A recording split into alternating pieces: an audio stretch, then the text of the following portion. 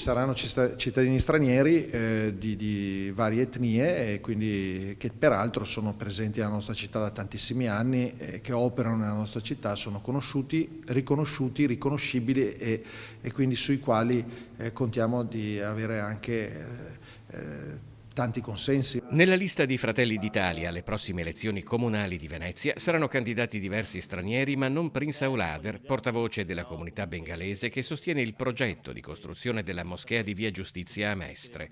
Un progetto entrato in conflitto in particolare con la Lega, ma che evidentemente ha avuto anche conseguenze nella compilazione delle liste di Fratelli d'Italia. Noi la lista l'abbiamo costruita cercando ovviamente di rappresentare i tanti territori del Comune di Venezia. Tra i candidati ci sarà Giuseppe Grassi, direttore di cardiologia all'ospedale San Giovanni e Paolo di Venezia e attivo nel volontariato come direttore sanitario dell'ambulatorio di prossimità della Caritas. Io spero di poter dare un contributo, io mi sono occupato di sanità per tanti anni e spero che un contributo possa essere utile.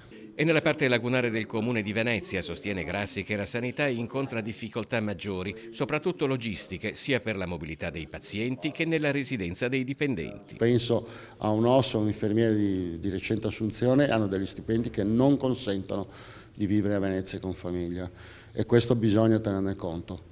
E anche a valle di questo che riconosce la zona disagiata può dare un qualche contributo. Potremmo anche trovare un'interlocuzione più efficace, magari con l'Ater, con Insula, per comprendere se una fetta, una parte di quello che è il patrimonio di edilizia residenziale pubblica possa essere destinato all'uso da parte dei sanitari